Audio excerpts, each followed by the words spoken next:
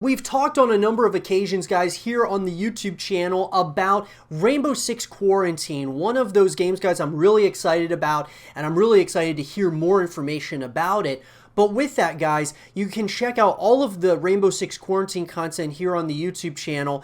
And what I will say is that this is slowly but surely turning into one of my most anticipated games of the year. And I'm hoping that it does come out here in 2020. There's a possibility, of course, that may be pushed into 2021 along with Watch Dogs and other titles from Ubisoft. But with that, guys, I wanted to take this first segment of the show and talk about the top 5 things that we want in Rainbow Six Quarantine. And when I say we, guys, I'm going to be giving you guys my thoughts and opinions here, but I know some of you may agree with some of the opinions and some of you may not.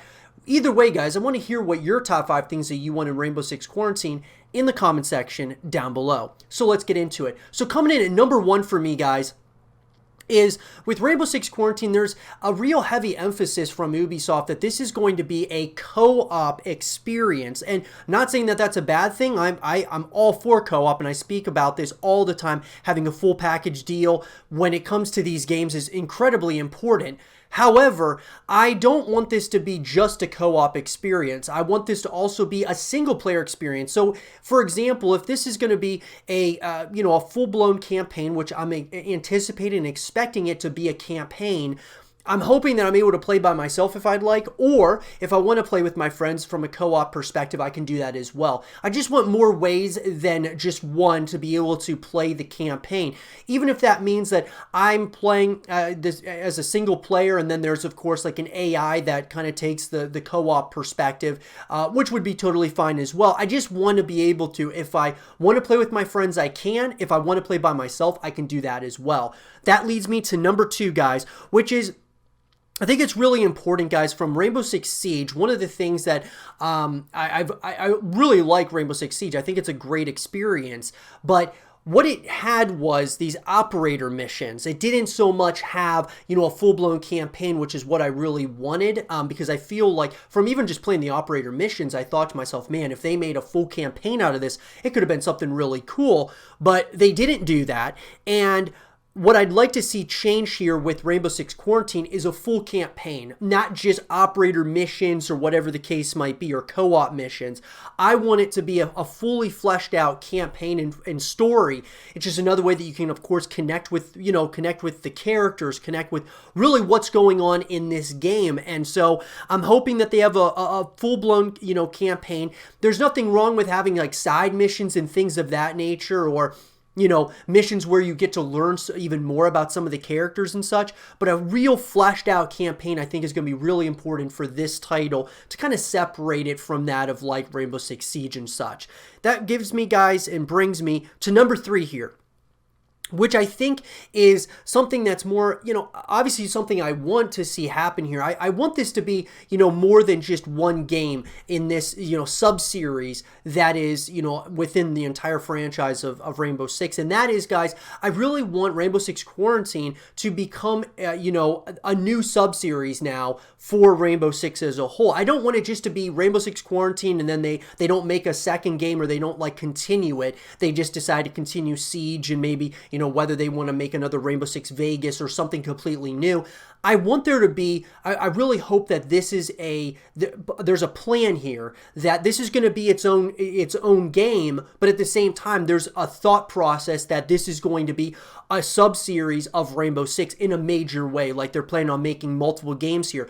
And the reason is, guys, is because when you look at the gaming landscape, there's a number of really, big, horror titles that are coming out. And that being, there's a lot of games, right? You got The Last of Us Part 2, which obviously already came out. And you've got, of course, Resident Evil Village and so on and so forth. There's a long list of horror titles. But I think it's important that we don't get really big, blockbuster horror games on a yearly basis. Sometimes you have to wait a while to get some of those games. And so what I'm getting at is we're consistently getting first-person shooters on a consistent basis year in and year out. I want to see Quarantine, you know, hopefully, as long as it's good, which it looks like a pretty good game just from what we've seen, and there's not a lot that we've already seen at this very moment, but from what we've seen, I'm excited about it, and I'm hoping that there's a plan here in place from Ubisoft that this is going to become a full-blown sub-series within the overall franchise of Rainbow Six.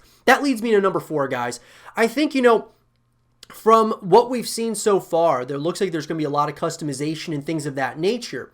However, what I'm really hoping here is that they bring some of the things that worked from the multiplayer experience of Rainbow Six Siege over to Rainbow Six Quarantine. I hope there's a fully fleshed out you know, multiplayer experience, even if that means it's like PvE, where you're going up against like waves and waves of enemies, and you know, and zombies or whatever, you know, infected, and you're able to do that with your friends, and you kind of are able to go up against, you know, like I said, some similar like a horde mode in Gears of War, something like that. Or to me, it would be great to have that, but also have the experience of playing PvP and going up against, you know, other people across the world, and then you're able to, of course, you know, have more and more ways to connect with the game and the overall franchise of Rainbow Six. I think it could be a really special experience, especially seeing as how the success of Rainbow Six Siege has really become, I mean, a juggernaut in the esports realm, a real, you know, one of those big, you know, just multiplayer experiences at this point as well.